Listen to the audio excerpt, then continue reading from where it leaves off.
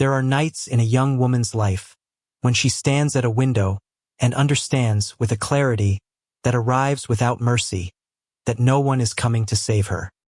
For Heidi Vogler, 17 years old, that night was the 14th of September, 1876.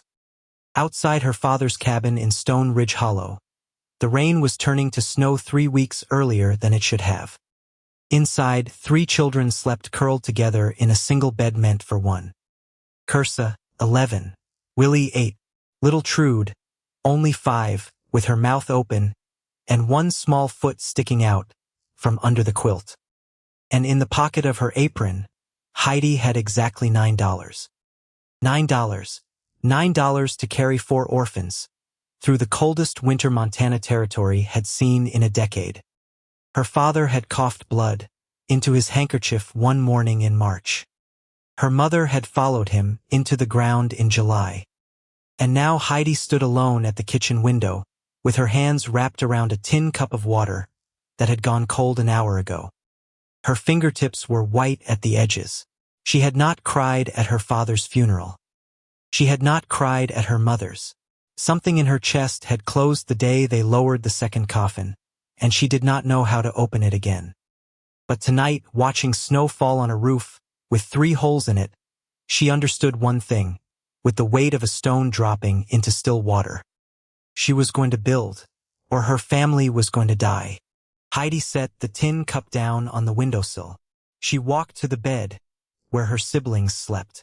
Cursa lay on her side, with her arm thrown protectively across her youngest sister.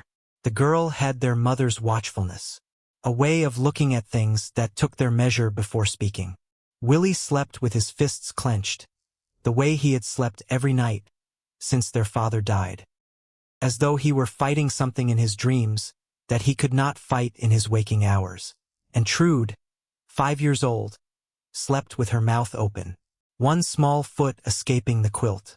Heidi tucked it back beneath the covers. She stood looking at their faces in the dim lamplight, and she understood. The decision she needed to make was not a decision at all. It was an acknowledgement.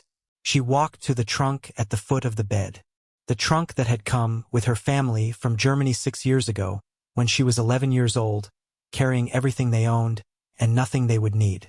She opened it. She moved aside her mother's wedding shawl, worn only twice in a life of hard work. She moved aside the christening gown 3 babies had worn.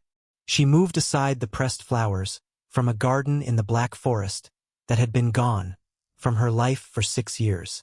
Beneath these things, wrapped in oiled cloth, was her grandfather's notebook.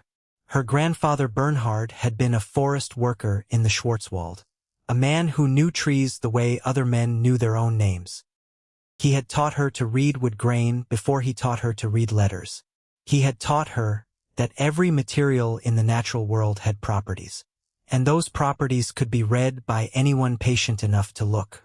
The notebook contained 40 years of his observations, drawings of woven shelters that charcoal burners had used for generations, notes on clay mixtures that resisted freezing, diagrams of arch structures that could be made from green saplings bent and held until they hardened into permanent shape.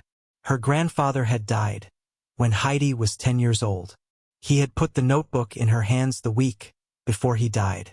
She had carried it across an ocean, and in the 6 years since her family had crossed that ocean, she had never once opened it. She had been a daughter. She had been a big sister.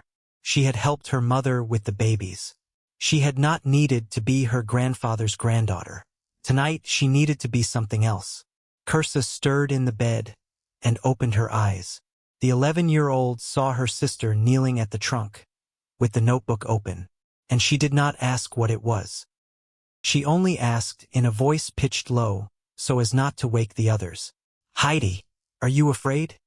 Heidi did not turn around. She did not want her sister to see her face in that moment. "No," she said. There was a silence. Then Cursa said, "I am." Heidi closed the notebook and held it against her chest. "I know, meine Liebe. Sleep now." "Heidi." "Yes. We cannot stay here. Can we?" Heidi turned then, Her sister was sitting up in the bed, her braid falling over one shoulder, her eyes clear in the lamplight, 11 years old, and already understanding what it had taken Heidi 2 months of staring at broken roofs and drafty walls to admit. "No," Heidi said, "we cannot." Kirsa nodded once, as though some private calculation had resolved itself. She lay back down. She closed her eyes. Heidi stayed kneeling by the trunk until the lamp burned low, until the wick began to gutter. Then she rose and blew it out, and she lay down on the floor beside the bed, because there was no room in the bed. And she was not willing to move any of her siblings to make room for herself. She did not sleep. She listened to the snow falling on the tin roof, and she counted. 47 days until the first killing freeze. Perhaps 60 days, until the deep cold settled in and stayed.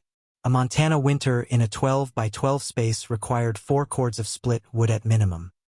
And those cords needed to stay dry, or they would produce smoke instead of heat. And smoke in a sealed sleeping space killed people as reliably as cold, but more quietly, without the warning of pain. She had heard about it happening to a family outside of Hollowmere Creek in the winter of 1874. They had been found in the morning arranged, as though sleeping. The fire long gone out. The wood stack outside damp all the way, through from a November rain that had frozen into ice before it could drain. The father had been 43. The children had been 9 and 11. Heidi Vogler was 17 years old. Her siblings were 11, and 8, and 5. She had no intention of being found arranged, as though sleeping. Before dawn, she rose, and she began to pack. The last 2 months had been a slow bleeding of possessions. She had sold her mother's silver pin in July for a bag of flour and a small jar of lard. She had sold her father's second-best coat in August for a cord of hardwood that turned out to be half wet and burned poorly.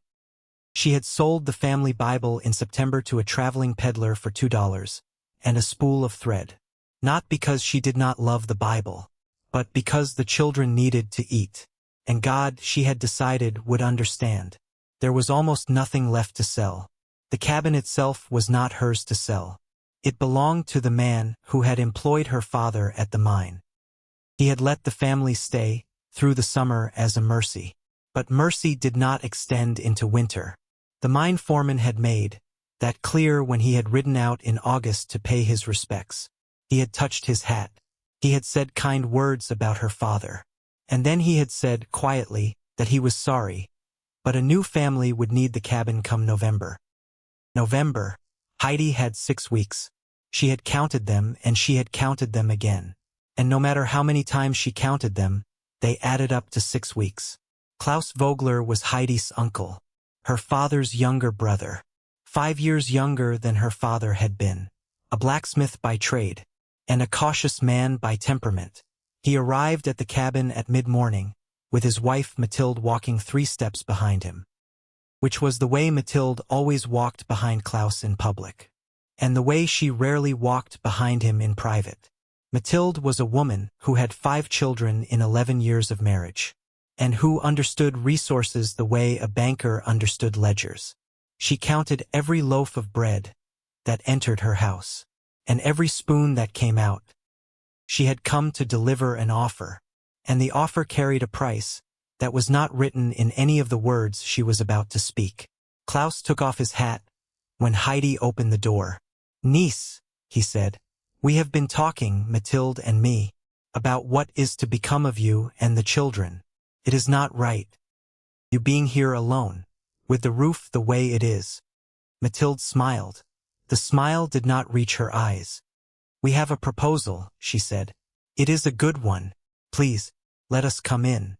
It is cold." Heidi stepped back. She let them in. The children were awake now, sitting at the small table. Willie was glaring at the floor. Kirsa was watching the adults with her quiet attention. Trude climbed into Heidi's lap as soon as her sister sat down. Heidi poured coffee. She let the silence do some of the work for her. Then Mathilde spoke. "Heidi, my dear, there are 4 of you, and there is one of you old enough to work. That is a difficult situation. But we have thought about it, Klaus and I, and we have a solution. Heidi said nothing. She waited. You will come to live with us. As a servant girl. Free room. Free board. We will not pay you wages, of course, given the arrangement, but you will have a place. And the children? Mathilde's smile tightened. Kursa is 11. Old enough to marry. There is a widower in Hollowmere Creek. A rancher. 45 years old. He needs a wife. He will take her without a dowry. Given the circumstances. Heidi's arms tightened around Trude. Willie will apprentice at the coal mine. They take boys as young as 8. It is honest work. He is 8 years old. Yes. He will be underground 12 hours a day. He will be earning his keep. Heidi looked at her uncle. Klaus was staring at the floor. And Trude? Heidi asked. Mathilde folded her hands. There is a family in Helena. A doctor. His wife.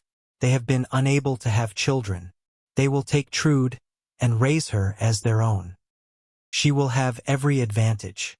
It is more than we could give her. More than you could give her. The silence in the cabin stretched out long and thin. Heidi looked at Trude in her lap. The child was chewing on the corner of her apron.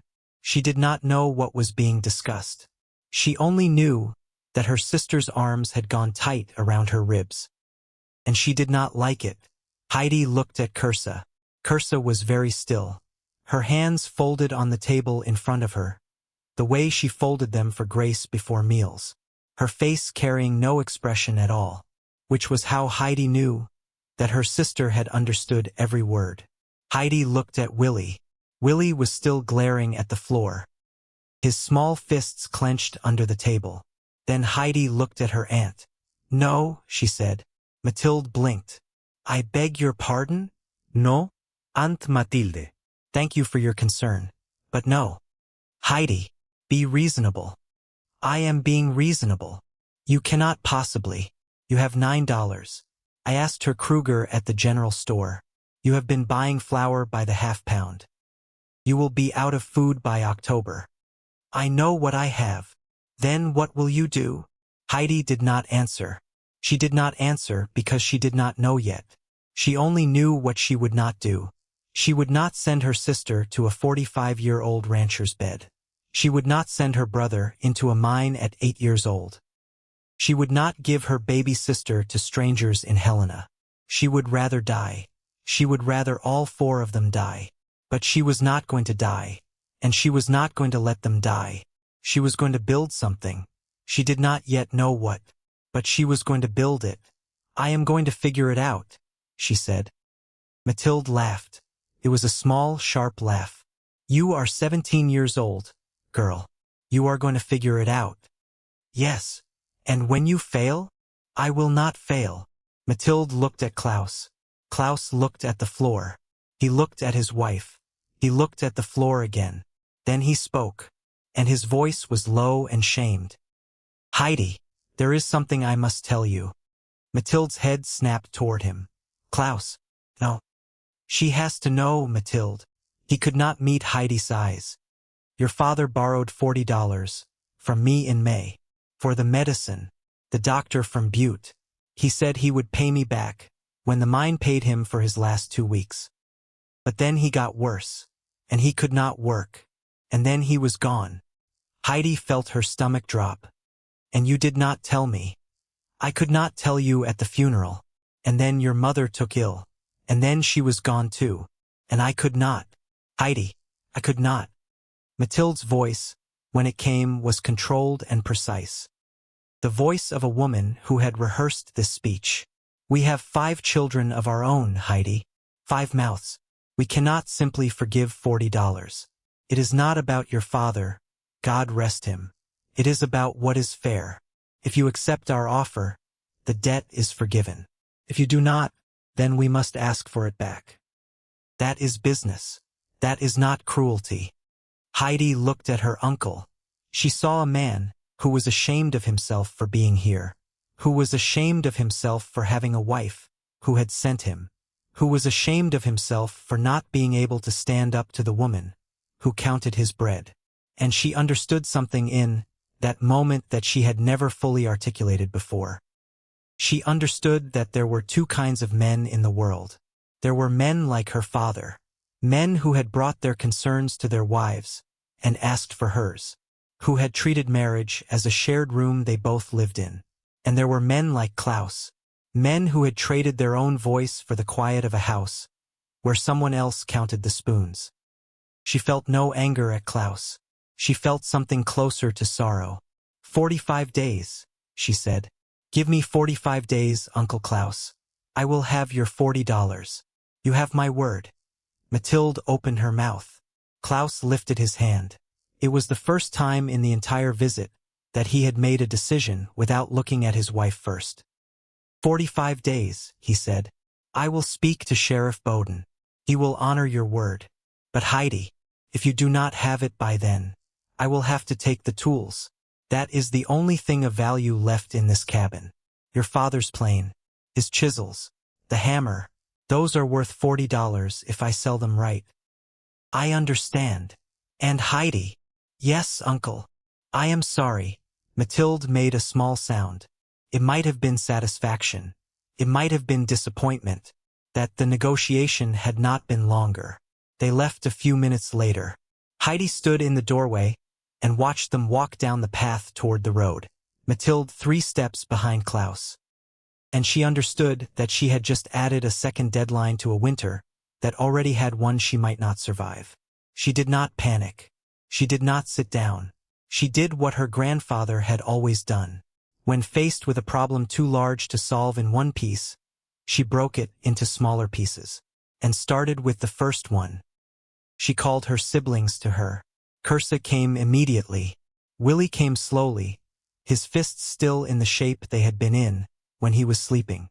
Trude came running and climbed back into her sister's lap. Children, Heidi said, we are going to build a house. Where? Kursa asked. I do not know yet. We are going to go find the place. Willie looked up. It was the first time he had looked up all morning. A real house? A small one, a very small one, but a real one, yes, one that is ours. Trude tugged at her sister's sleeve. Will Papa live there too? Heidi closed her eyes for a moment, but Kursa was the one who answered. Papa lives with us wherever we go, Trude, the 11-year-old said, in a voice she had learned from their mother. He is in our hearts. And Mama too. They are not in any house anymore, but they are with us. Trude considered this. Then she nodded, as though the matter was settled, and returned her attention to the corner of Heidi's apron, which she had begun to chew on. Heidi held her siblings. She held them for a long moment, and she told herself that she would not cry. And she did not cry, because something in her was still closed. But she held them, and when she stood up with the straight back of a young woman who had made a decision, and who would now do the work the decision required. Outside, the snow had stopped. The sky to the northwest had the clean blue color that meant the weather would hold for a few days. It was enough to start. The knock came at dusk. Heidi opened the door. A man stood on the step with his hat in his hands. Lean, tall, a face shaped more by conviction than by weather. Reverend Silas Thornton. Heidi had seen him preach twice in the 2 years since her family had begun attending the Methodist Church in Hollowmere Creek. She had not liked him either time, though she would not have been able to say exactly why.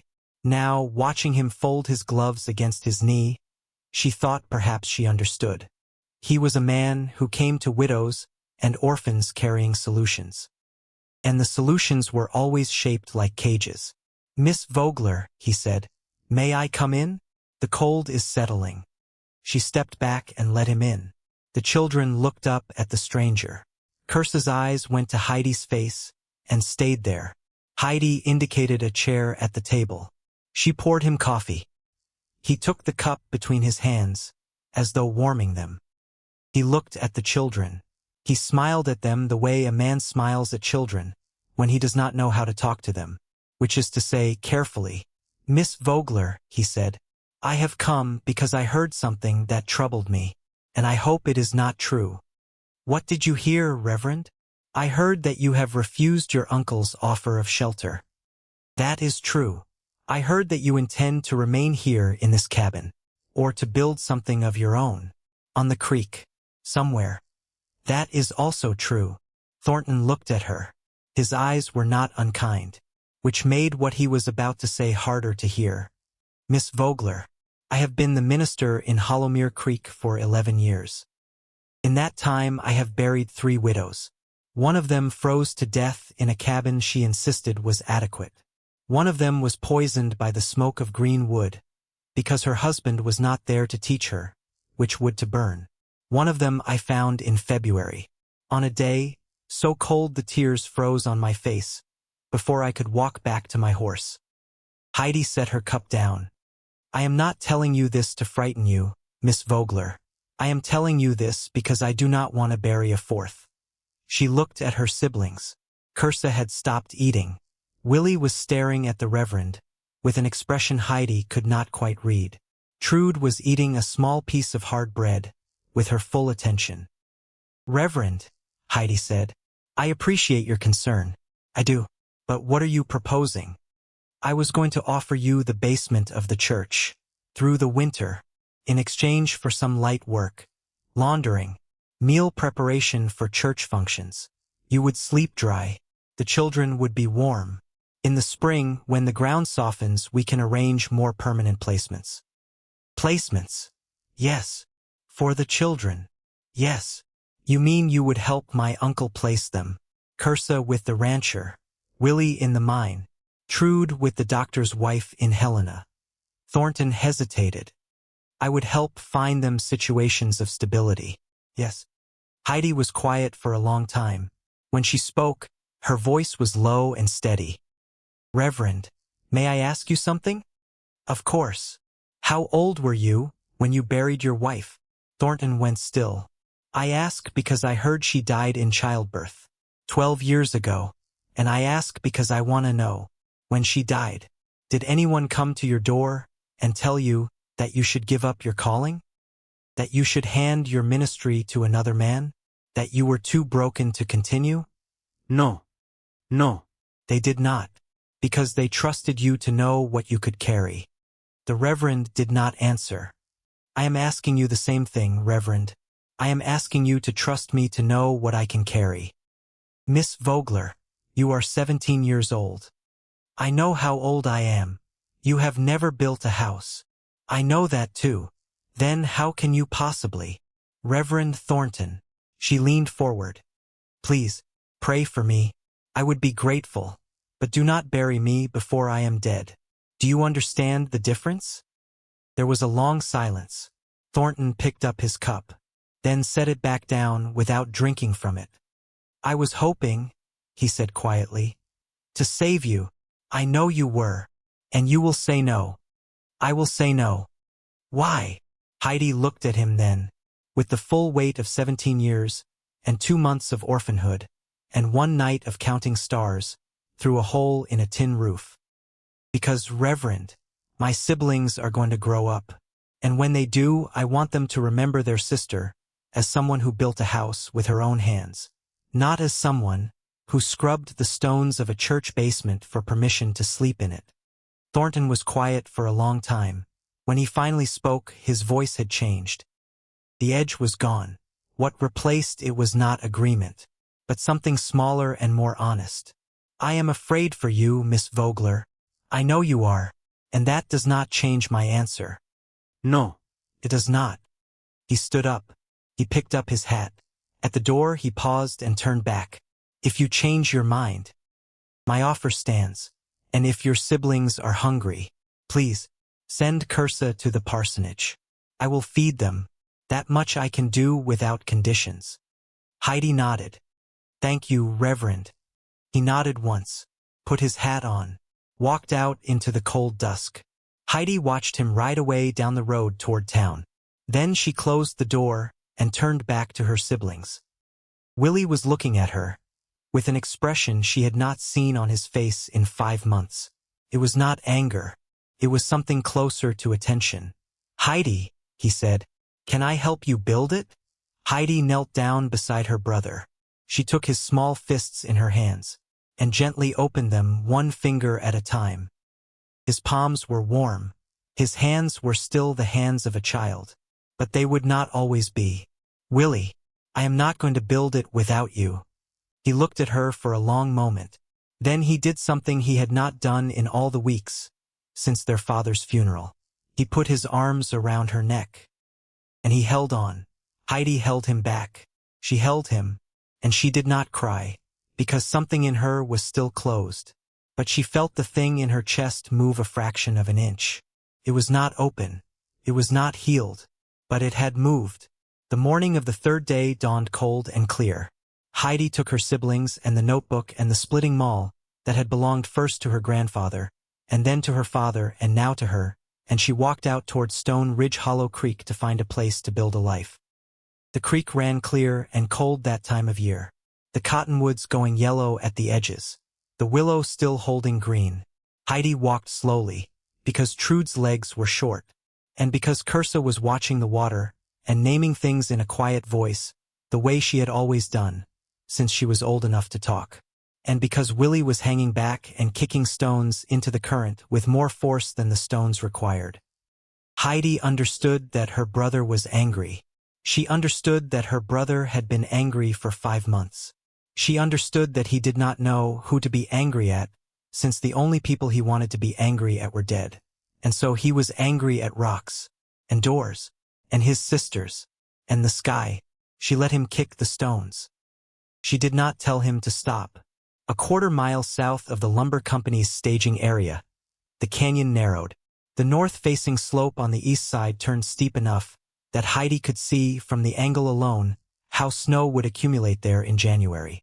Deep, piled against the rock face, packed hard by the prevailing northwest wind, which meant the rock face itself would be largely protected from direct loading, which meant any structure built against it, low enough to stay below the primary wind channel, would shed snow by diversion rather than by resistance. She found the alcove where she had expected it, a rockslide old enough that lichen had colonized most of the exposed surfaces had left a natural hollow in the hillside, semicircular, roughly 11 feet across at the opening, cutting back into the slope perhaps 6 feet at its deepest point. The exposed rock face curved inward with a geometry that was, if not quite deliberate, at least cooperating, like the inside of a barrel cut in half lengthwise and pressed against the earth. Heidi put her palm flat against the back wall. Nothing moved. Heidi, Kirsa said behind her. Is this it? Yes, Heidi said. It is very small, but it will be enough. Enough for what? Heidi turned to look at her sister. Kirsa was standing at the mouth of the alcove, with her braid over her shoulder, her hands folded in front of her apron, looking into the hollow the way one might look at a difficult mathematics problem on a slate.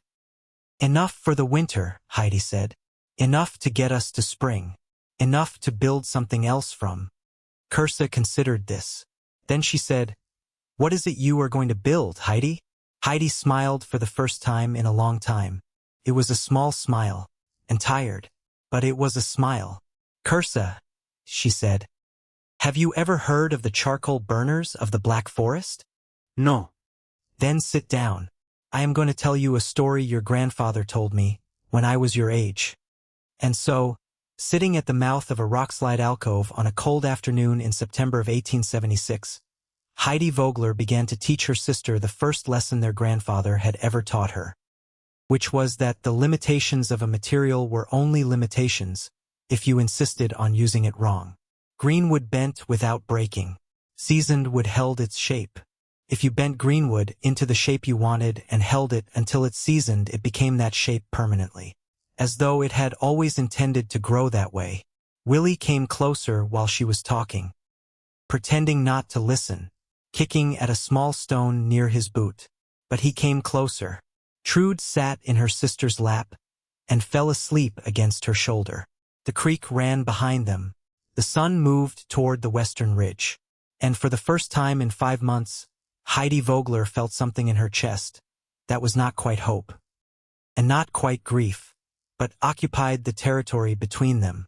She was going to build a woodshed first, she told Kursa. Not a house. A woodshed, because the firewood was what would keep them alive. And the firewood had to stay dry. And dryness was what separated warm sleep from the kind of sleep a family did not wake up from. Once the woodshed was built, she would know she had solved the first problem. Then she would build the shelter. And then perhaps, by the time the spring came, she would know enough to build something larger. One thing at a time, she said. Your grandfather used to say that. One thing at a time, Kursa repeated, trying the words in her mouth. That is right. They sat in the alcove for another half-hour. Then Heidi stood, lifted Trude onto her hip, took Kursa's hand, called Willie over with a tilt of her head, and they walked back down the path along the creek toward the cabin. That would be their home for 8 more days. As they walked, Heidi did not look back. She had already seen what she needed to see. The next time she walked up this path, she would be carrying tools. That evening, as Heidi was setting the table for a supper of thin cornmeal porridge, and the last of the dried apples her mother had put up in August, Willie came and stood beside her. He held something out in his hand. It was a small stone, smooth, gray-green, about the size of a robin's egg. For you, he said. Willie, what is this? I found it at the creek, where we sat. It is a good stone. It does not have any cracks. I checked. Heidi took the stone. She turned it over in her palm. Why are you giving it to me? Willie looked at his boots. Because Papa used to give Mama stones. When she was sad. He said good stones held the warmth of a hand. And a hand that held a good stone was not alone. Heidi could not speak. She could not speak because if she tried to speak she would break. And she could not break yet. She could not break tonight. She had 45 days to earn $40. She had a winter to survive. She had 3 siblings to keep alive. She could not afford to break. She closed her hand around the stone. She pulled her brother against her side. She held him there for a long moment. Thank you, Willie. You are welcome, Heidi. I will keep it in my pocket. Every day. Until the winter is over. Good. He pulled away. He went back to the table. He sat down in his father's chair, which was the chair he had begun sitting in, since the funeral, though no one had ever told him he should. Heidi stood at the stove, with a small gray-green stone in her hand. And outside, the sky over Stone Ridge Hollow was darkening toward the first true night of what would be the coldest winter Montana Territory had seen in a decade. Tomorrow she would begin. They began at dawn. Heidi had borrowed a bucksaw from a freighter named Jebediah Croft, a man who ran supplies between Hollowmere Creek and the mining camps east of town. A man who had known her father slightly. Jeb was a man of few words and fewer opinions.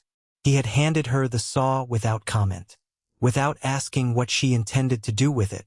This was, Heidi would come to understand how Jeb Croft expressed his opinions. He expressed them by not expressing them. A man who loaned a 17-year-old orphan a saw in September, without requiring her to explain herself, was a man who had already decided what he thought of her. She returned the saw at dusk, as promised.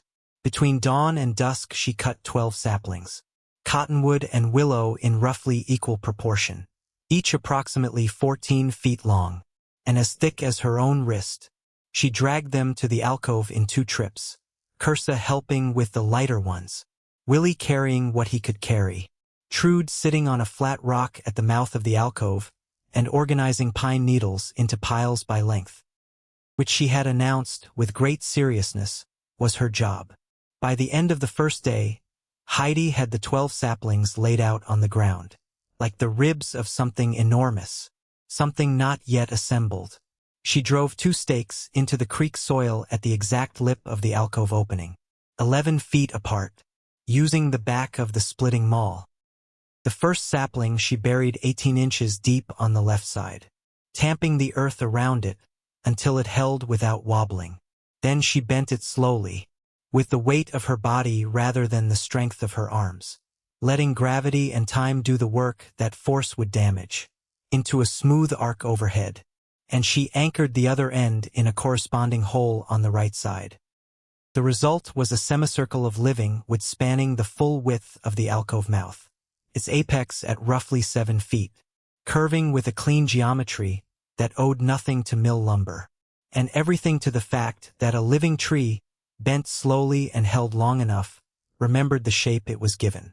"Heidi," Kirsta said, standing beside her with her hands folded. "Yes, it is like a church." Heidi had not thought of it that way.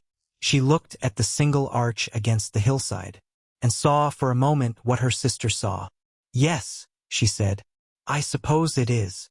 Willie was at her other side, watching her hands, with the concentration he had once given to watching their father work at the kitchen table. "Why does it not break, Heidi?" "Because it is young wood. The wood is still alive inside. It remembers how to bend." "Will old wood forget?" "Old wood has already forgotten. Old wood snaps." "Will this wood forget?" "Yes, in time. But by the time it forgets, it will have hardened into the shape we gave it. And then it will stay that way." Willie nodded. He was filing the information somewhere in his head, the same way he had watched their father file information when he was learning a new skill. Heidi turned her face away, so her brother could not see her expression, and she reached for the second sapling. By the end of the second day, all 12 arches were in place. The framework in the late afternoon light looked like the entrance to a tunnel, or the skeleton of some creature from a different age. Curved bones arranged with more intention than accident, catching the light in angles that made the men downstream at the lumberyard stop what they were doing and look. One of them walked up the path that afternoon. He was perhaps 54 years old, broad-shouldered, with the slightly uneven gait of a man who had once injured a knee and never quite recovered. His name, Heidi would learn shortly, was Everett Marsh. He had been the engineering lead on a railroad survey crew before a mining claim near Butte had pulled him sideways from his career. He carried his skepticism the way an old carpenter carries his rule. Ready to measure, not eager to condemn. He stopped at a respectful distance. He studied the framework without speaking. For nearly a full minute, his arms crossed, his hat in his hand, his head tilted at the angle of a man working through a problem he was not yet sure was interesting, or merely unfortunate. When he spoke, his voice was measured, genuinely curious, rather than dismissive. "That is an interesting notion you are building. Mississippi. It is a woodshed, Mr. Marsh." "Everett Marsh." "Heidi Vogler." He looked at the creek bottom growth, at the arches already beginning to set in their curved positions, at the complete absence of anything resembling conventional walls, or a roof, or a raised floor. "Cottonwood and willow will not hold snow load, Miss Vogler. The first real storm will flatten this. Snow is going to hit the hillside 20 feet above this spot and redirect. I am not building tall enough to catch it." He opened his mouth, then closed it. He looked at the angle of the slope above the alcove, traced the path she had described with his eyes, and Heidi watched him run the geometry in his head, the way engineers run geometry, following the load path, checking for the failure point, finding where the calculation either held or did not. Something shifted in his expression. Not agreement, not yet, but the recalibration of a man who had realized the question was more complicated than he had first thought. He put his hat back on. He walked away. Before he rounded the stand of cottonwoods that would take him out of her sight line, he stopped and looked back at the framework once more. Heidi noted it. She noted everything. That night she and the children slept under a canvas tarp strung between 2 cottonwoods 30 feet east of the alcove. They had left the cabin. The mine foreman had come by that morning and made his final visit. He had touched his hat. He had said kind words. He had said the new family would arrive in 2 weeks. And Heidi had told him she would be out by the end of the week, which was the truth, because she did not want to be there when the new family arrived. She did not want her siblings to watch another woman set her pots on their mother's shelf. So they slept under a tarp. Trude slept in Heidi's arms. Kirsta slept beside them, with her braid unraveled, and her face pressed into a rolled-up coat. Willie lay on Heidi's other side, and he was awake for a long time, staring up at the canvas above their heads. At one point, Heidi heard him whisper something she could not quite make out. It might have been a word. It might have been a name. She did not ask him. She let him have his privacy. A boy of 8, she was beginning to understand, needed some space inside his grief that did not belong to anyone else. The temperature dropped hard that night. Heidi slept in her coat, both pairs of stockings, and her boots. She woke 3 times to check on the children. Each time they were sleeping. By the morning of the 4th day, the frost had killed the last of the wild asters along the creek bank. The purple flowers had gone black overnight and hung from their stems like small flags of surrender. Heidi noticed them without sentiment and went back to weaving. She had begun the walls. Basket weaving. At architectural scale. The same rhythm her grandmother had used, making storage containers that had still been in use when Heidi's family had left Germany. Over, under, over, under. Each willow pulled tight before the next was started. Her fingers, stiff from the cold in the first hour, loosened as she worked. By mid-morning, she had 3 feet of woven lattice wall curving smoothly from the rock face on the left side, closing the alcove's opening with something that already had structural integrity. Not the rigidity of a board wall, but the tensile strength of interlocked living material. The kind of strength that gives rather than breaks, and recovers rather than fails. Kirsa watched for a long time. Then she came and sat beside her sister and asked without looking up, "May I try?" Heidi handed her a willow shoot. Kirsa's first weave was crooked. Her second was better. Her third was nearly as tight as her sister's. Heidi watched her sister's hands find the rhythm that her own hands had found at the same age. And she understood that something very old was happening in this alcove. Something older than Montana, and older than the Black Forest, and older than any of the words that Heidi had, in either of the 2 languages she spoke. A sister was teaching a sister. A sister was learning. And on the far side of 18 days and 1 dead cabin, and a very cold night ahead, this was the small thing that would matter. On the morning of the 5th day, Willie disappeared. Heidi did not realize it at first. She had woken before dawn, built up the small fire she kept going under a rock overhang near the tarp shelter, set water to boil, and gone down to the creek to wash her face. When she came back, Trude was sitting up, rubbing her eyes, and Kirsa was folding the blanket the way she had been taught. But Willie's place was empty, and his coat was gone. "Kirsa," Heidi said, keeping her voice level. "Where is your brother?" Kirsa looked at the empty place beside her. Her face changed in a way that Heidi did not like. "I do not know. He was here when I went to sleep." Heidi felt something cold in her chest that was not related to the morning air. "Stay here. Keep your sister with you. I will be back." She looked first along the creek, calling her brother's name, her voice carrying in the still morning. She looked next in the alcove, where he sometimes liked to hide behind the woven walls to startle Trude. He was not there.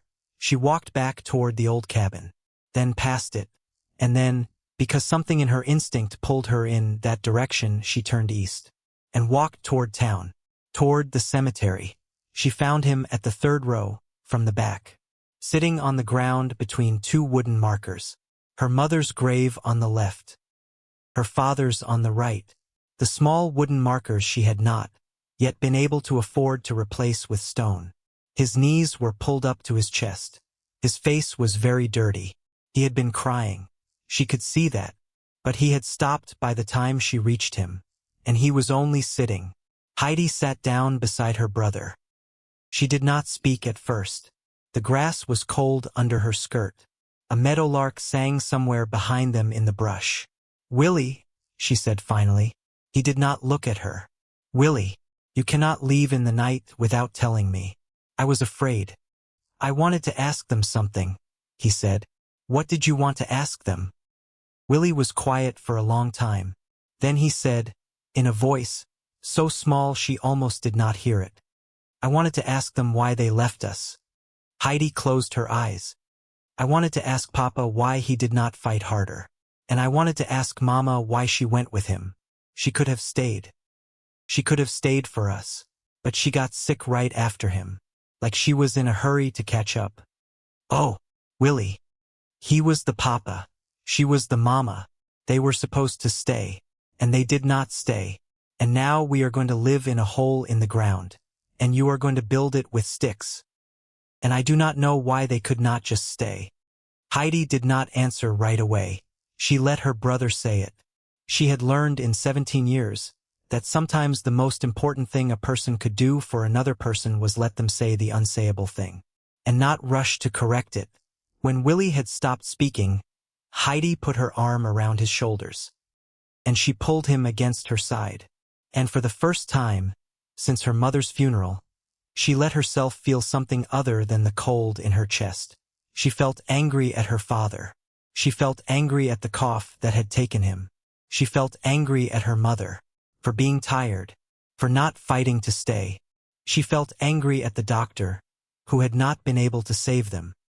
She felt angry at the $40 her father had borrowed, without telling her. She felt angry at the God that Reverend Thornton preached about every Sunday. The God who had taken both her parents and left her alone in a valley with 3 siblings and $9. She felt angry in a way that was so big she could not contain it. And something in her broke open, and Heidi Vogler began to cry. She cried for the first time in 5 months. She cried sitting on the cold grass between her parents' graves, with her brother pressed against her side. And her brother, seeing her cry, began to cry too. And the two of them sat there at the 3rd row, from the back of the Hollowmere Creek Cemetery, and they cried together. Until the meadowlark stopped singing, and the sun rose over the eastern ridge, and the frost began to melt on the grass around them. When she was done, Heidi wiped her face on her sleeve. She wiped Willie's face on the other sleeve. She smoothed his hair back from his forehead. "Willie," she said, "I am angry at them too." Willie looked up at her. "I am so angry at them, Willie. I am so angry they did not stay. And I do not know who to tell. And I do not know what to do with it. And I have been carrying it for 5 months. And I did not know how heavy it was until right now." "But you are not supposed to be angry at them. They are dead. People do not stop being people when they die. My love, you can be angry at a dead person. I think God understands. Can you be angry and still love them? Yes, I think that is mostly what love is at the end. Being angry and loving. Anyway." They sat for a while longer. The sun climbed. Willie put his hand in his sister's hand. "Heidi," he said, "can we go back and build the woodshed now?" "Yes, my love, we can." They walked back to Stone Ridge Hollow together. When they arrived, Kirsa and Trude were sitting at the mouth of the alcove. Kirsa had been working on the wall in her sister's absence. The 3rd row of woven willow was in place, tight and even. Trude had been organizing small stones by color, her pink tongue poking out of the corner of her mouth. Heidi looked at her 3 siblings. The thing in her chest was not closed anymore. It ached, but it was open. And open things could heal. She picked up a willow shoot. She began to weave. Willie sat down beside her and picked up a shoot of his own. By the end of the 5th day, the walls were halfway complete. By the end of the 8th day, the walls were at full height, and Heidi had begun to mix clay. She had found the clay deposit upstream 2 years earlier, in a walk with her father that had meant nothing at the time. Heavy red-brown clay, with enough structure to hold its shape when worked. She hauled it to the alcove in the 2 flour sacks she had repurposed as carrying vessels. She mixed it with dried creek grass and horse manure she had asked permission to collect from the stable at the East Road. She combined these things with creek water, in a proportion she adjusted by feel, until the mixture had the consistency and the behavior she was looking for. On the 9th day, as she was pressing the first handfuls of clay into the willow lattice, a man came walking along the creek path. He was perhaps 52 years old, heavily built, with the hands of a man who had been in physical conversation with stone and wood for 30 years. His name, she would learn, was Cornelius Hollister. He was a mason and general builder. Born in Pennsylvania, he had come west following the mining expansion and found steady enough work repairing the structural failures that came from people building too quickly in a difficult climate. He stood at the edge of the work area and watched her for nearly 5 minutes without speaking. His arms crossed, his expression focused, like a man cataloging details rather than forming an opinion. When he finally spoke, his voice was flat and professional. "Wattle and daub." It was not a question. "Yes," Heidi said. "You are German." She stopped working and looked at him. "How did you know?" "I worked with an old German in Pennsylvania when I was a young man. He taught me this technique. Most Americans do not know it." He walked closer. He touched the clay wall with his fingertips. "What are you mixing into the clay?" "Dried grass and horse manure. That is why it will not crack when it freezes. The fiber holds the matrix together when the moisture expands." He walked the perimeter of the structure, pausing at the back where the arches met the rock face, touching the stone with his fingertips, the way Heidi had done the day before. "You have good thermal mass at the back. The rock will hold heat for hours after the fire dies in front." He looked at the overlapping bark pieces she had begun to stack nearby, which she had cut from the Ponderosa Ridge above. "Those bark shingles you are overlapping down slope." "Yes. Good. Shingled wrong. That is where the water comes in." He looked at her directly for the first time. "This is going to work, Miss Vogler." She pulled the next handful of clay through its sequence. "I know, Mr. Hollister." He left without ceremony. She heard later that he had mentioned her work at the lumberyard, and the word had moved through the small professional community of men who built things for a living, and it had moved with the specificity that made it land differently than gossip. The dugout took shape, 6 feet by 12 feet, set against the alcove's back wall, roofed with pine poles and bark and sod. A small 3-legged stove she had acquired in a trade with a man named Eccles, who repaired tools behind the blacksmith shop. The stove had cost her $2.90, and her father's pocket watch, which had kept time poorly, but had been the only object left that smelled faintly like him. It was plainly a hole in the earth with a fire in it. It was also, Heidi had figured, the warmest shelter a girl with her means could build against a Montana winter. The children slept in the dugout. Heidi slept in the dugout. The earth held its warmth deep down, regardless of what the air above was doing. A fire running for 3 hours in the morning brought the interior up to a temperature that would keep them alive, and held it there for the better part of the day. The split pine, from her woodshed, dry and clean, produced no creosote buildup. No smoke kjomjelasjen.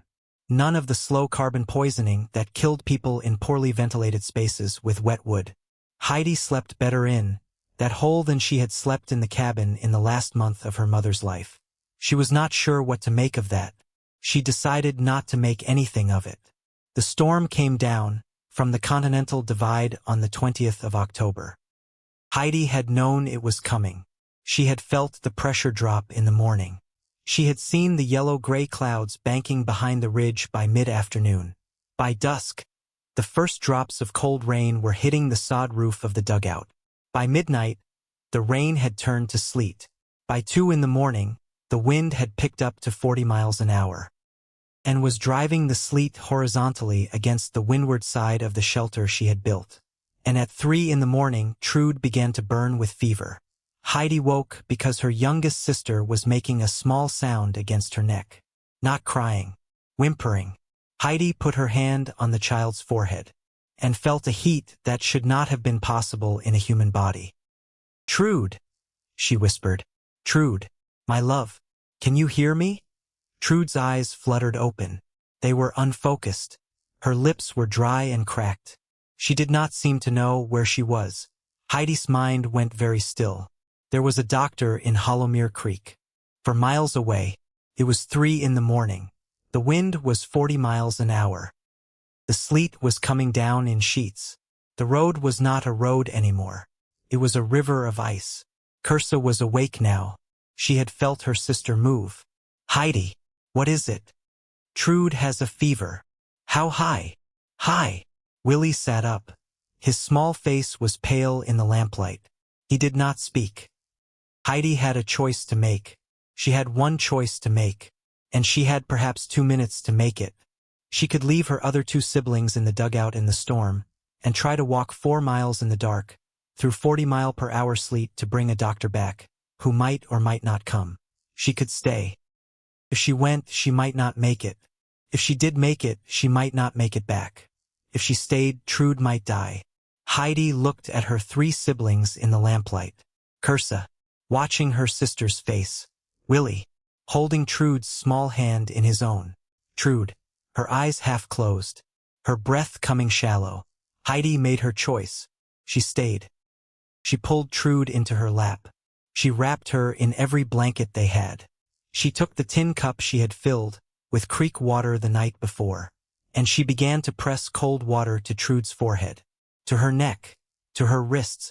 She took off the child's small shift dress, which was soaked with sweat, and she wrapped her in dry cloth. Kursa, I need you to build up the fire in the stove. Can you do that? Yes, Heidi. Willie, I need you to sit here and hold your sister's hand, and I need you to talk to her. Tell her about anything. Tell her about the stones you have collected. Tell her about the creek. Keep her awake. Do you understand? Yes, Heidi. Kursa went to the stove. Willie began to talk to his sister in a low, steady voice about the colors of the stones in the creek bed. Heidi continued to press cold water to Trude's forehead. Outside, the wind roared against the hillside. The rain was turning back to snow. The temperature was dropping past 20 degrees. Somewhere up the canyon, a tree came down with a crack that sounded like a rifle shot. Heidi began to sing. She sang in German, a lullaby her mother had sung to her, which her grandmother had sung to her mother in a village in the Black Forest 50 years before. She sang the words softly against the top of her youngest sister's head. She sang while the fever burned. She sang while Willie talked about stones. She sang while Kursa fed the stove. She sang for 2 hours without stopping. At 5 in the morning, Trude's breath deepened. At 5:30, the fever broke. At 6, Heidi felt the child's forehead and found it only warm. Heidi stopped singing. She sat very still in the dugout with her sister in her arms. Kursa was asleep against her shoulder. Willie was asleep across her knees. The wind was still blowing outside, but the sleet had stopped, and the first gray light of dawn was beginning to lift behind the eastern ridge. Heidi did not cry this time. She had cried 5 days ago at her parents' graves, and the crying had been the breaking of something that had been closed too long. Tonight, what she felt was quieter. It was the exhaustion of a young woman who had been asked to choose, and had chosen, and had been lucky. Grossvader, she whispered, not to God, not to Reverend Thornton's God, but to her grandfather, Bernhard, who had been dead for 7 years. Grossvader. Danke. Thank you. Outside, the storm was moving east. The structure she had built was still standing. At 8 in the morning, Heidi carried Trude out to check the woodshed. The child was weak, but awake, her small arms around her sister's neck. The walls of the woodshed were intact. The bark roof was intact.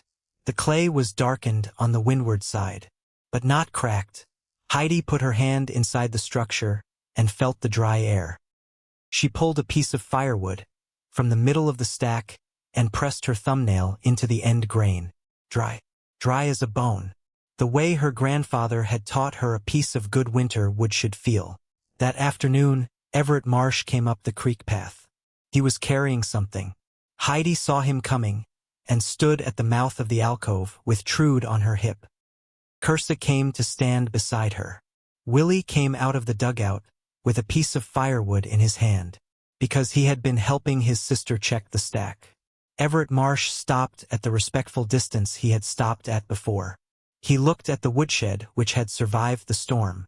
He looked at Heidi, who was holding her youngest sister, and at Kursa, who was holding her sister's hand, and at Willie, who was holding a piece of firewood. He took off his hat. "Miss Vogler," he said, "I owe you an apology." "For what, Mr. Marsh?" "For assuming you did not know what you were doing." He set the thing he was carrying on the flat rock at the edge of the work area. It was a glass bottle. Milk. Fresh milk. Which in Montana Territory in October was worth more than its weight in almost anything. "I heard the little one was sick," he said. "I hope she is better." "She is better." "I am glad to hear it." There was a moment of silence. Marsh looked at the woodshed again. Then he looked back at Heidi. "If you have need of anything in the coming weeks, please send word. I am up at the surveyor's office in Hollowmere Creek most days." "Thank you, Mr. Marsh." He walked back down the path. Heidi watched him go. Beside her, Kursa said quietly, "Heidi, why does that man keep helping us?" "Because he has been lonely, meine Liebe. And lonely people recognize each other." Kursa considered this. Then she took the bottle of milk carefully in both hands and carried it into the dugout to give to her sister. The knock came a week later. Not a knock. A voice. "Miss Vogler." Heidi came out of the dugout. Klaus was standing on the path. Beside him stood a large man in a wool coat, with a silver star on his lapel. Sheriff Bowden from Hollowmere Creek. A man Heidi had seen perhaps 6 times in her 6 years in the territory. Always at a distance, always passing through town on other people's business. Today his business was hers. Klaus would not meet her eyes. "Niece," he said. "Mathilde. She said we could not wait the 45 days. She said if you fail, the tools will be gone. She said the sheriff has to witness the claim." She said, "Yes, Klaus." Heidi took a step forward. "Please look at me." He looked at her. His face was the color of ash. "Klaus, are you taking your brother's tools today?" Mathilde said, "I am asking you, Klaus, not Mathilde. You." He could not answer. Behind her, Kursa had come out of the dugout. Willie was beside his sister. Trude was sitting on the flat rock. And she had stopped organizing her pine needles. Because she had felt the shift in the air the way small children feel shifts in the air. Heidi walked to the small wooden chest, where she kept the last things that had belonged to her father. The hand plane, the 2 chisels, the small iron hammer with the hickory handle. She set them on the ground at the sheriff's feet. Her hands were steady. She would not let them shake. "Take them, Klaus. They are yours." "Heidi, take them." It was then that a voice spoke from the path behind them. "Stop." Everett Marsh was walking up the creek path. He was carrying no weapon. He was carrying a small leather purse. He walked past Klaus and past the sheriff, and he stopped in front of the wooden chest, and he looked down at the tools on the ground. "Sheriff Bowden," Everett said, "I am going to save you a ride back to town. I am purchasing these tools from Miss Vogler. $45. Witness it if you need to witness something." He opened the purse. He counted out the coins onto the flat rock beside Trude. $45 in silver and gold, laid out in the cold October sunlight. "Klaus," Everett said, "take 40 of that. It is yours. Tell your wife the debt is paid." Klaus looked at the money. He looked at Everett. He looked at Heidi. "I am sorry, niece," he said. The words were so quiet she almost did not hear them. "I know you are, Klaus." He took the $40. He did not take the tools. He turned and walked back down the path. The sheriff looked once at Everett, once at Heidi, tipped his hat, and followed. When they were out of sight, Everett bent down and picked up the hand plane. He turned it over in his hands. He set it back down beside the chisels and the hammer. "Miss Vogler," he said, "these tools are yours. I have no use for a hand plane. You may pay me back when you have something to pay me back with. No interest. No deadline." Heidi looked at him. "Mr. Marsh, why?" Everett was quiet for a long moment. He looked at the splitting maul leaning against the rock. He looked at the woodshed half-clayed, the bark roof not yet begun. He looked at Kirsa, still standing in the doorway of the dugout, holding her brother's hand. "My wife," he said, "was Mercy. She died 7 years ago. She was a builder too. Not wood, quilts. She would sit at her frame 16 hours a day some weeks. Nobody paid her what the quilts were worth. She did not care about that. She cared that the children in the houses, where the quilts went, slept warm." He paused. "Mercy would not have forgiven me if I stood here today and watched you lose your father's tools. That is why." He touched the brim of his hat. He walked back down the path. Heidi stood for a long time beside the wooden chest. Kirsa came to stand beside her. Willie came to stand on her other side. "Heidi," Kirsa said, "who was that man?" "A kind one.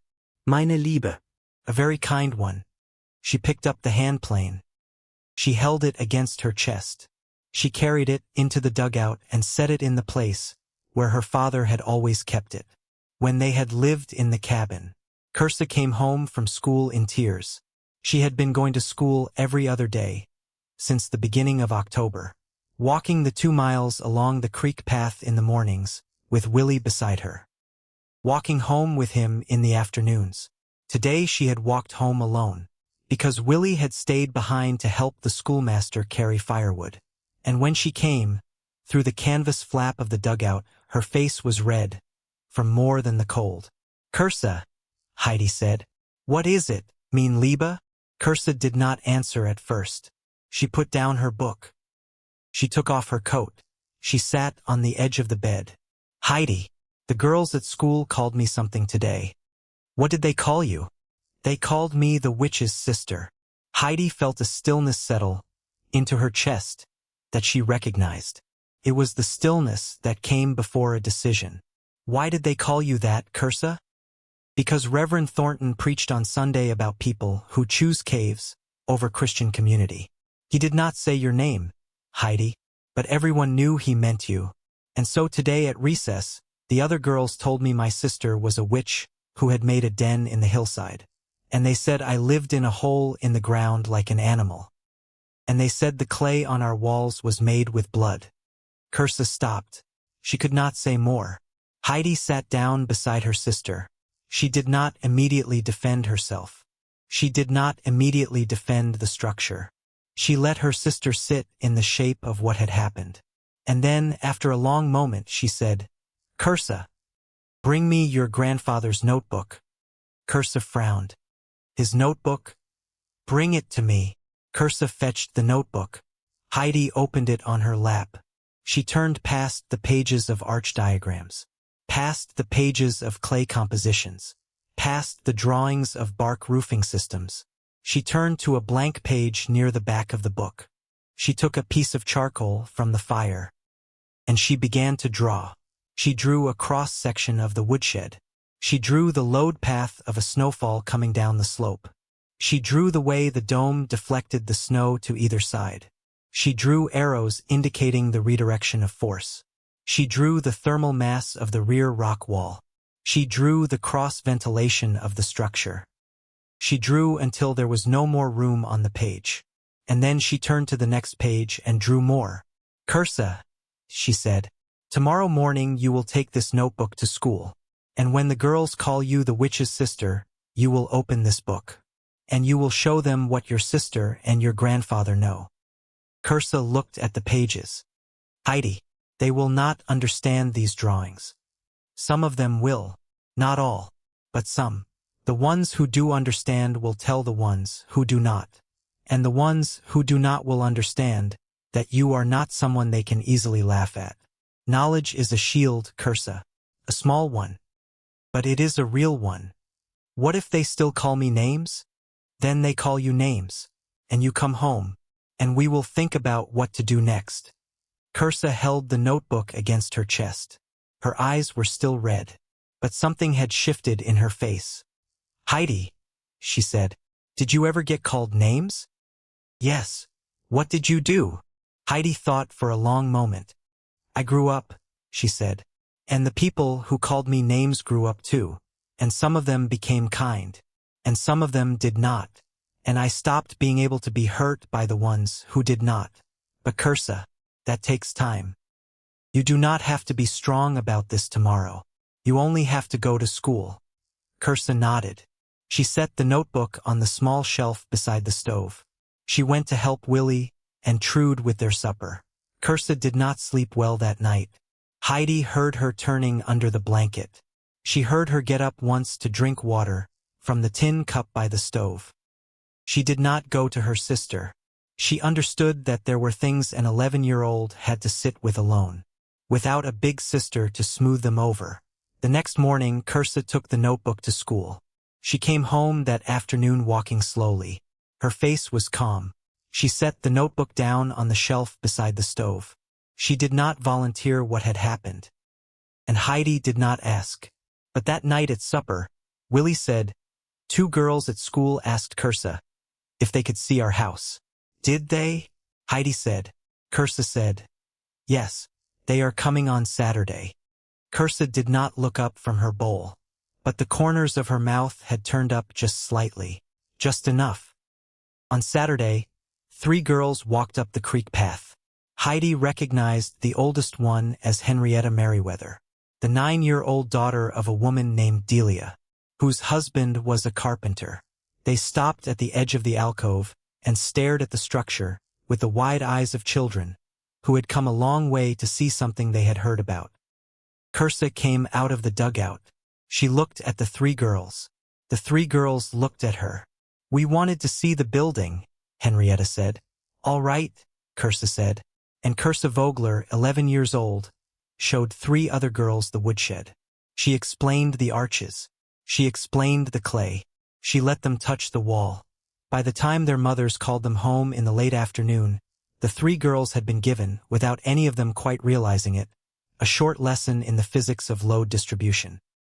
Heidi watched from the doorway of the dugout. She did not weep, but the thing in her chest that had been slowly opening since the morning at her parents' graves opened a little more. That night, after the children were asleep, Heidi sat by the stove alone. She took the small gray-green stone out of her apron pocket, the stone Willie had given her 3 weeks ago. She turned it over in her palm. She thought about her mother, who had sung a lullaby that was now the only song in the world that had ever brought a 5-year-old back from a fever in a blizzard.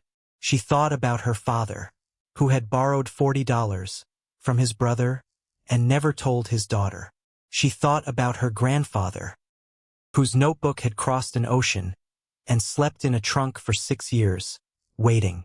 And she thought about her siblings, Kursa, who was going to be someone, who was already becoming someone, Willie, whose fists had begun to open, Trude, who was going to grow up in a house that Heidi built with her own hands. Outside, the first true cold of the season was settling over Stone Ridge Hollow. Inside the dugout, a 17-year-old girl held a small stone in her palm. Tomorrow she would begin the second shelter, because winter was coming, and she was ready. The days that followed brought something Heidi did not expect. She had thought she was building a woodshed. She had thought she was building a shelter for her siblings. She had thought the work was private. She had been wrong. Word moved. Word moved the way it always moved in small communities on the frontier, which was through the professional networks of men who built things for a living, and through the domestic networks of women who had watched their husbands fail, and their children shiver, and who were beginning to wonder if there were other ways. Cornelius Hollister mentioned the Vogler girls' clay technique to a young apprentice named Davis, a 23-year-old from Kentucky, who had come west with ideas about mining, and was now discovering that his actual aptitude ran toward construction. Davis mentioned it to his landlord. The landlord mentioned it to his wife. The wife mentioned it to her sister. By the 3rd week of October, Heidi had finished the second dugout. 20 feet east of the first. Larger. Meant for storage now that the first shelter was full of children. By the end of October, a woman named Delia Merriweather stopped on her way to the creek with a water bucket. and watched Heidi split pine for 20 minutes without speaking. Delia was 37, married to a carpenter who had broken his hand in September, and was still 3 weeks from being able to work, with 4 children and a household that was managing. But not easily. She was not a member of Reverend Thornton's congregation, though she attended occasionally, when her husband was well enough to go with her. Her question, when she asked it, was practical and without preamble. How much did the woodshed actually cost? $6.20 in purchased materials. The rest was collected. Delia looked at the woodshed. Then she said, "Miles says we need 2 more cords before the end of the month. The yard on 3rd Street wants $4 a cord for anything decent. If you have time in the next 3 days, I can show you the arch technique. The building site matters most. You need a north-facing slope with natural shelter, even a small one. I will come look at it tomorrow."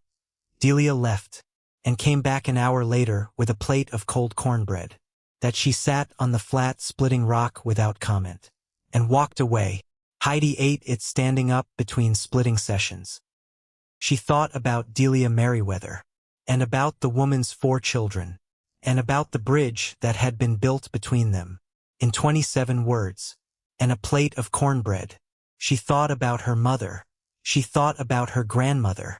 She thought, and this was new, about herself. Delia was not the only one. By the middle of November, 3 other women had come to the alcove. Not to gawk, not to judge, to ask. Some brought food. Some brought a small tool they thought Heidi might need.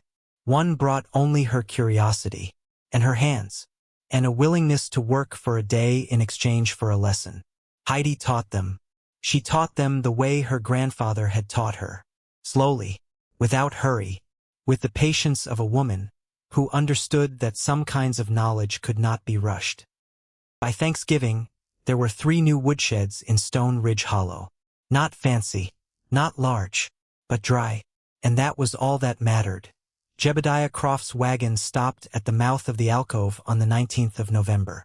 Jeb climbed down.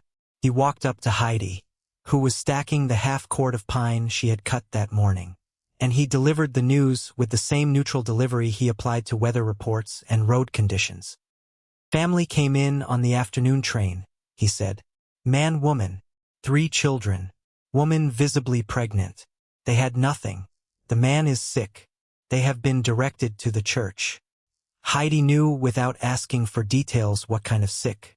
She had heard that cough in her father's chest for the last 4 months of his life.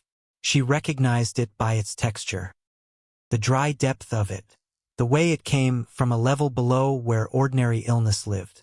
"Thank you, Mr. Croft. I thought you would want to know." He climbed back into his wagon. He drove away. Heidi set down the piece of pine she had been holding. She looked at the stacks of firewood, the winter supply, the margin she had figured down to the pound. She walked to the church that evening. The basement was low-ceilinged, and smelled of cold stone and old ash from a fireplace that had not been cleaned since the previous winter. A single lamp hung from a hook near the entry and threw more shadow than light. 3 children were arranged on the floor in the corner farthest from the door, sharing 2 thin blankets, the oldest sitting upright, with the youngest leaning against her. Children who had learned to conserve warmth through proximity. A man lay on a plank bed along the right wall, with his eyes closed, and his breathing audible from the doorway, not labored exactly, but conscious, the breath of a body that was working at something. A woman sat on the floor beside the plank, with her back against the wall, and her hands folded over the full roundness of her belly. She was perhaps 34. She had the bone structure of someone who had been healthy and capable before circumstances had spent those reserves over a period of months. Her eyes, when she looked up at the sound of Heidi's entrance, were clear and direct. The gaze of someone who had already looked hard at her situation and was not going to look away. Heidi stood in the middle of the basement floor. "How much firewood do you have?" she asked. The woman's voice, when it came, was steady. "Maybe 2 weeks. if we are very careful. Torvald has not been able to cut for 6 weeks. There is no money to buy more.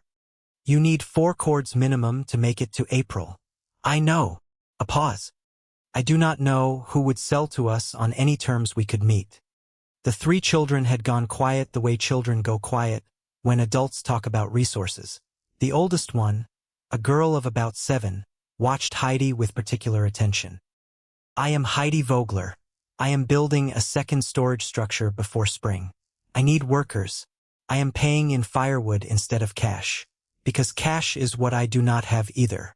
A day of stacking from your children buys a week's worth of splits. They stack. Cut. Does that seem reasonable? The woman on the floor looked at Heidi with an expression that was quiet and held. She knew what was happening. The exchange rate Heidi was offering was far more generous than the work would command. Both women understood this, and neither commented on it. I am Ingrid Halvorsen, she said. My husband is Torvald. This is Solveig, and Bjorn, and Agnetha. I accept your offer, Miss Vogler, with my whole heart. Heidi nodded once. Then she turned and looked at the 3 children in the corner. Solveig, she said to the oldest, can you carry a piece of firewood the size of your forearm? Solveig nodded. Then you will start tomorrow. I will send my sister Kirsa to show you how. Heidi walked home along the creek path in the dark. The temperature was cold enough to make her cheeks ache. The stars were the dense, specific population of a Montana winter sky. She was thinking about Torvald Halvorsen, and about his cough, and about her father, and about the fact that she had built a small thing in a hillside that had turned out to be big enough for more than one family. She was thinking also about the words Reverend Thornton had used. About caves, and Christian community. Sometimes the difference between the two, she thought, was not in the walls. It was in who was invited through the door. The weeks that followed established a pattern. In the mornings, Heidi cut. In the afternoons, Kirsa walked the 2 miles to the church basement to teach Solveig, and Bjorn how to stack the wood her sister had cut. Agnetha, for sorted kindling by size, and had decided, with the seriousness of a small child, who had been given a role, that this was her job, and she intended to execute it without corners being cut. By the end of November, a cord was stacked in the corner of the basement. By the middle of December, 2 cords. By Christmas, almost 3. Kirsa and Solveig had become inseparable. Solveig was 7. Quiet. She had the watchful eyes of a child, who had spent months seeing her father grow weaker, and who had learned to save her strength. Kirsa was 11, and she had found in Solveig something she had not known she had been missing. She had found a younger girl to teach. She taught Solveig the stacking pattern. She taught her the air gap principle. She taught her why some would burn hot and some burned cool, and how to tell the difference by weight. She taught her the small portion of her grandfather's Black Forest knowledge that she herself had absorbed, and Solveig absorbed it the way Kirsa had absorbed her sister's teaching, and the way Heidi had absorbed her grandfather's. Torvald Halvorsen died on the 7th of January. Ingrid woke before dawn to the change in his breathing. She sat beside him until it stopped, and then she sat beside him after it stopped, with the stillness of a woman who had been preparing for a thing, and who found, when it arrived, that preparation and the actual event were not the same experience at all. The children slept through it. Ingrid let them sleep. She sent word to Heidi at first light. Kirsa carried the message. Because Kirsa had been walking to the basement every afternoon for 6 weeks, and knew the path better than her sister did by now, Kirsa delivered the words. Then she sat down on the floor beside Solveig, and she put her arms around her friend. And she did not let go. Heidi arrived an hour later. Reverend Thornton was already there with his Bible, performing the appropriate rites, with the care and precision he brought to all official functions. He read from the 34th Psalm. The Lord is close to the broken-hearted. His voice was steady, but Heidi noticed, as she stood near the basement door, with her hat in her hands, that the Reverend's voice carried something underneath the resonance. Something that sounded less like performance and more like recognition. She watched his face, and she saw for the first time what she had never quite seen before. Silas Thornton was a man who had lost someone once, a long time ago, and who had been building his entire ministry around the fear of losing anyone else. He had come to her cabin in September because he had been afraid she would die. He had preached against her in November because he had been afraid she would succeed, and that her success would change something in the community that he did not know how to accommodate. And now he was reading the 34th Psalm over a man who had died in his basement, a man whose family would have died with him, had not a 17-year-old girl he had preached against built a small thing in a hillside. His eyes moved past the stack of firewood in the corner. They did not settle. They did not quite avoid. He finished the service. He closed his Bible. And then he did something Heidi did not expect. He walked across the basement floor. He set his Bible down on the plank bed beside Torvald Halvorsson's body, and he took off his hat. He did not usually take off his hat during a service. He wore it for the authority it carried. He took it off now. He held it against his chest with both hands, and he looked at Heidi. "Miss Vogler," he said, his voice quiet enough that the children could not hear. "I would like to speak with you, when it is appropriate. If you would allow it." Heidi nodded. "After the burial, Reverend." After the burial. They buried Torvald Halvorsson the next day at the Hollowmere Creek Cemetery, in the same row as Heidi's parents, not far from her grandfather's God, whom Heidi was still not on speaking terms with, but whom she was beginning to suspect might be on speaking terms with her. After the last of the mourners had gone, Reverend Thornton stayed. He walked with Heidi down the path toward the road. The winter afternoon was pale and quiet, the sky the color of old tin. No wind. For a long time neither of them spoke. Then Thornton said, "Miss Vogler, I have said things about you from the pulpit that I now have to unsay." Heidi did not stop walking. "I am not asking your forgiveness. You owe me nothing, and I have no right to request it. I am telling you that I was afraid. I was afraid of burying you. I was afraid of what it would mean if I could not bury you, and I made my fear your problem. And that was wrong." Heidi walked another 10 steps. Then she stopped. She turned to look at him. "Reverend Thornton." "Yes, I accept your apology. Not because I have to, but because I have been afraid myself. And I understand what fear can do to a person's judgment." "Thank you, Miss Vogler. Will you come to my dugout? I have coffee." He did come. He sat at the small table in her dugout. He met her 3 siblings. He asked Kirsa about her studies. He asked Willie what he wanted to be when he grew up. Willie said he wanted to build houses. Reverend Thornton said that was a fine thing to want to be. He did not become a close friend. But he did not remain an enemy. And the following Sunday he preached a different sermon. He preached on the widow of Zarephath, who had 1 handful of meal and a little oil, and who gave the last of it to a stranger, and whose jar of meal did not run out, and whose cruse of oil did not fail. He did not mention Heidi by name. He did not need to. The people who had been in his congregation in November knew what he was doing. And the people who had never been in his congregation knew too, because Delia Merriweather had told them. Ingrid Halvorsson gave birth in the basement of the Hollowmere Creek Methodist Church on the 1st of February. The labor was long and hard, but without complication. The midwife from the east side of town, a woman named Constance Weller, who had been catching babies in the territory for 20 years, reported throughout the afternoon that what was happening was difficult. But the baby was in a good position. At 6:47 in the evening, the baby was born. A girl, small, with a full volume announcement of healthy lungs. Heidi was there, because Ingrid had asked her to be there, and Kirsa had brought the message at midday, and Heidi had walked to the church, through the cold afternoon to sit with her friend. The basement was warm. The stove was burning dry pine at a measured rate. Outside, the cold was fierce. Inside, a lamp was burning, and Kirsa was holding Solveig's hand, and Willie had taken Bjorn outside to look at the stars. and Agnetha and Trude had fallen asleep together in a corner. Ingrid held her daughter. She looked at the baby with the expression that followed the end of the largest effort a body could be asked to make.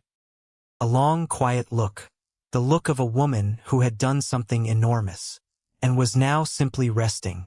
She looked at Heidi across the dim room. "Heidi," she said. "Yes. In 34 years, Heidi. I have never been named after anyone. My mother named me after an aunt she disliked. My husband called me Inga because he could not pronounce my full name. I have been a daughter and a wife and a mother, and I have never once been the thing a person looked at and decided to remember." Ingrid paused. The baby made a small sound against her chest. "I would like to name my daughter Heidi. I would like her middle name to be Torvald, for her father, Heidi Torvald Halvorsen." Ingrid looked at her. "I am asking your permission, because it is your name, and because I want you to know that I am not naming her for what you did for us. I am naming her for what you did for yourself, so that my daughter will grow up knowing that there are women in the world who do not wait to be rescued.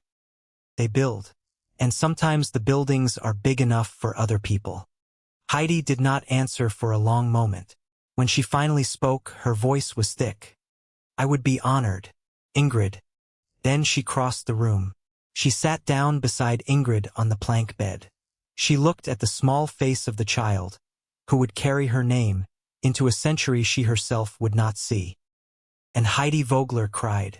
She cried for the second time in her life, since her mother's funeral. She cried holding a baby that was not her own. She cried with her friend beside her.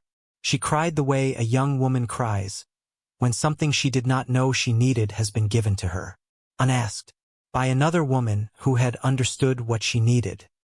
Without being told, Kirsa came across the room. She sat down on her sister's other side. She put her head against her sister's shoulder. Outside, the stars were out. Willie was showing Bjorn the constellation their grandfather had taught him about, the one that the Germans called the Great Bear. Klaus came to the alcove on a Sunday in early March. He came alone, which was the first thing Heidi noticed.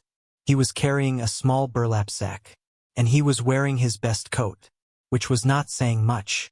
Heidi was outside splitting the last of the season's wood. She saw him coming. She set the splitting maul down against the block. She wiped her hands on her apron, and she waited. Klaus stopped 10 feet away. He took off his hat. "Niece, uncle, may I speak with you?" "Yes." He looked at the ground. He looked at the woodshed. He looked at his hat in his hands. Then he looked at her. "Mathilde and I have separated." Heidi did not speak. "I could not stay in that house any longer. After what she made me do to you, I tried. For 3 months I tried, and then I could not." He held out the burlap sack. "This is the $40. Uncle, that debt has been paid. By another man." "Yes. That is not right, Heidi. It was my brother's debt. It was my family's debt. It should have been paid by our family. I have been working extra hours at the forge for 4 months. This is the $40. I want you to give it to Mr. Marsh." Heidi looked at the sack in his hand. She thought. She thought about many things at once. She thought about the morning he had come, with Mathilde and the sheriff. She thought about the shame on his face. She thought about how her father had loved him. Her father had loved Klaus. Her father had once told her, when Heidi was 12, that Klaus had been the softest of the 3 brothers, and that softness had been beaten out of him, piece by piece, over years, until only compliance remained. She thought about the fact that she was 17 years old, and that she had learned in the last 6 months that there were more shapes to family than the ones she had been given. She reached out. She took the sack. "I will give it to Mr. Marsh." Klaus nodded. His eyes were wet. "Heidi, may I ask something of you that I have no right to ask?" "You may ask. May I see the children, sometimes, not as a father. I am not their father, but as an uncle. May I come, once a month, and bring them something, and sit with them for an hour, and then go?" Heidi looked at her uncle, at the man who had once traded his voice for the quiet of a house, where his wife counted the spoons. She thought about her father, and what her father would have wanted. She thought about her siblings, and what her siblings needed. She thought about herself, and what she was willing to give. Uncle Klaus, yes, I have not forgiven you. I know, perhaps one day I will, but not today. I understand. But that does not mean you cannot love them. Loving them and being forgiven by me are two different things. You may come, once a month. On Sundays, you may bring them something small. You may sit with them for an hour. And then you will go. Klaus's throat worked. He could not speak. But uncle, you will earn it. Every visit. You will earn it. Do you understand? Yes, Heidi, I understand. He put his hat back on. He turned to go. Then he stopped. Heidi. Yes. Your father would be proud of you. She did not answer. She could not. She watched him walk back down the path. Then she picked up the splitting maul. And she went back to work, because there was still wood to split. And spring was still 6 weeks away. Everett Marsh came by the following Sunday. And the Sunday after that. And the Sunday after that. He brought a small book of geometry for Cursa. He brought a wooden puzzle for Willie. He brought nothing for Trude except his own patient attention, which turned out to be what Trude had needed. He never asked Heidi for anything. He came, and he sat, and sometimes he stayed for supper, and sometimes he did not. He talked to Willie about how the roof of the dugout had been engineered. He drew simple diagrams in the dirt with a stick. He explained why certain things worked. Heidi came to understand, a grandfather without grandchildren, and her siblings were children without grandfathers. And so, without any of them announcing it, an arrangement formed. Everett became something like a great uncle to the Vogler children. He did not replace their father. He did not try to. He simply came, every Sunday, for a few hours, and then went home to his small house in Hollowmere Creek. Heidi and Everett were friends, not in the way of young people, not in the way of a young woman and a much older man who might one day mean something else to each other, but in the way of two people who had buried the ones they loved, and who could sit in the same room, without requiring anything of each other. Everett was 54. Heidi was 17. There were 37 years between them. And the shape of what they were to each other was as clear and clean as the shape of the arches Heidi had bent from green cottonwood. It was not romance. It was mercy. Mercy passed from one lonely person to another. The kind of mercy his wife had once shown to strangers she never met, in quilts she had never signed. Winter broke slowly. The creek unlocked itself over 3 noisy days in late March, the ice going out in chunks. The cottonwoods putting out their first leaf buds, small and yellow-green. Ingrid Halvorsen started teaching 3 children, from the north side of Hollowmere Creek 4 mornings a week. Delia Merriweather had helped arrange it. The income was modest, but reliable. Ingrid moved her family out of the church basement in April, into a small rental cabin near the school, and Heidi helped her build a shelter on the property by summer. Willie's fists began to open more often than they closed. Cursa was reading at the level of a 14-year-old by May. Her teacher, Miss Hollister, told Heidi that, if the girl could keep at her books, she might make a teacher herself one day. Trude grew 2 inches over the winter, and could count to 100 in both English and German by her 6th birthday. Heidi split wood. Heidi wove walls. Heidi taught other women what her grandfather had taught her. And slowly, without her quite realizing it, she stopped being the girl at the window with $9 in her apron, and became a woman. 25 years later, in the autumn of 1901, Heidi Vogler was 42 years old. She walked the path along Stone Ridge Hollow Creek one morning in September, following the path she had walked for the first time on an afternoon in 1876. The creek ran low in its late summer way, clear over the gravel bed. The cottonwoods were beginning their turn. She opened the door of the old woodshed. which was still there, still standing, weathered to the color of the surrounding hillside. Inside, the rock face at the back was still solid. The willow frame had hardened into its permanent shape years ago. The clay walls had the patina of something old enough to be part of the landscape. She set 4 photographs on a stone ledge at the back of the shelter. The first was of Kursa, 36, a schoolteacher at a country school in Wisconsin, married to a carpenter she had met at a church picnic. Mother of 2. She had never become famous. She had written 3 letters a year to her sister, every year, without fail. The second was a photograph of Willie, 33, in Oregon. Willie had struggled in his 20s. Heidi knew this because Willie had told her. He had drunk for several years in a way that had frightened her. He had stopped with help on the far side of his 29th birthday. He now built small houses for working families. He had married, 3 years ago, to a schoolteacher named Anna. They had a baby daughter. He wrote every month. The third was a small card from Trude, 30, a nurse in Helena, newly married, laughing in the photograph.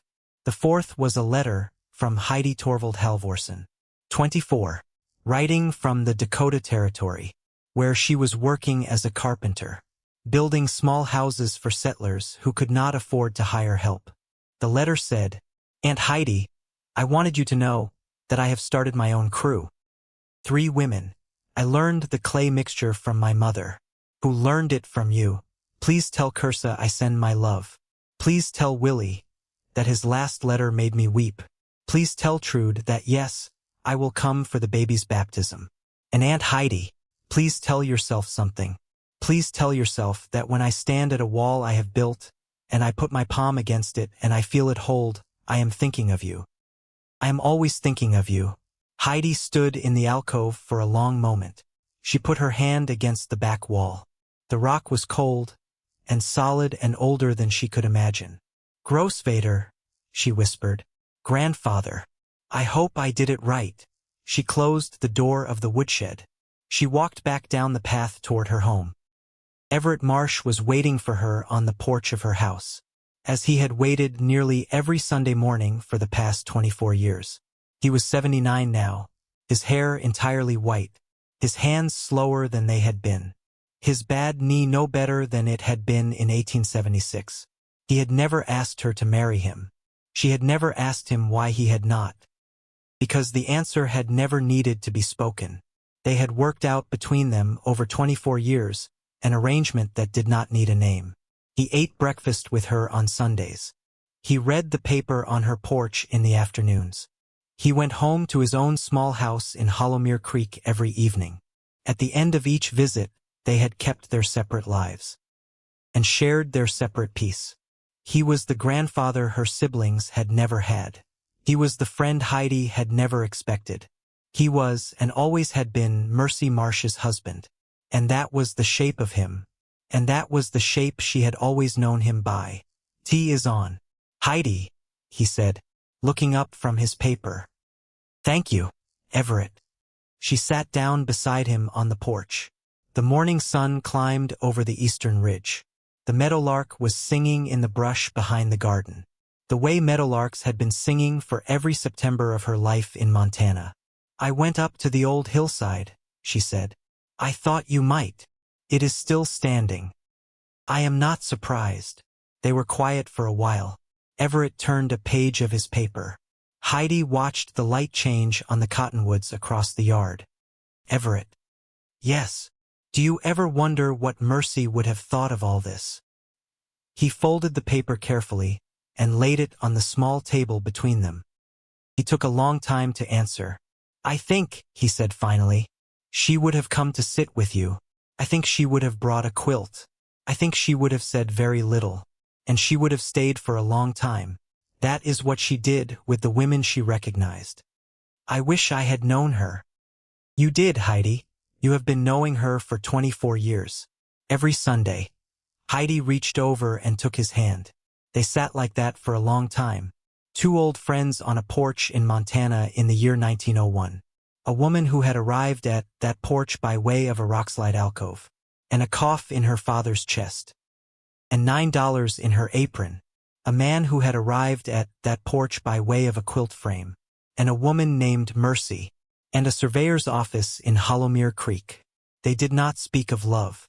They did not speak of grief. They had said many times in many small ways across many Sundays everything they needed to say. Inside the house, the tea was getting cold. Heidi would pour it out in a moment.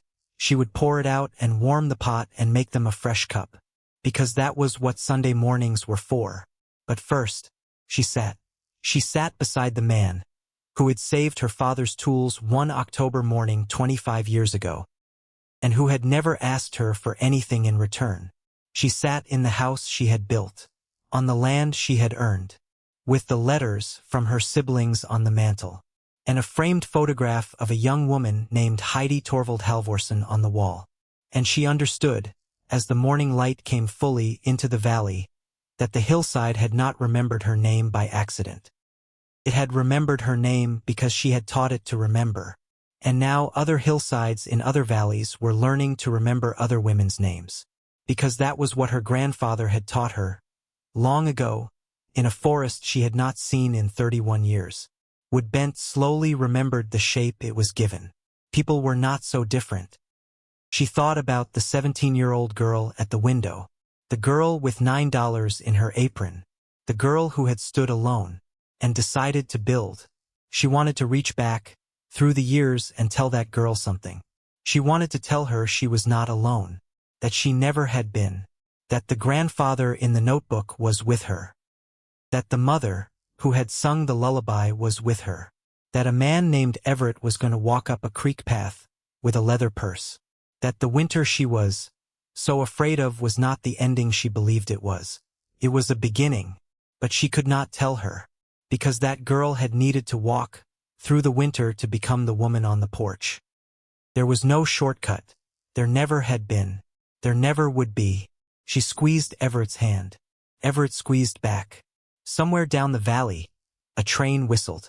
It was the 10 o'clock from Butte. Delia Merriweather's granddaughter was on that train, coming for a visit. She had written to say she was learning to be an architect, and she had questions about the arches. Heidi would answer them. She would answer every one, because that was the last part of the work.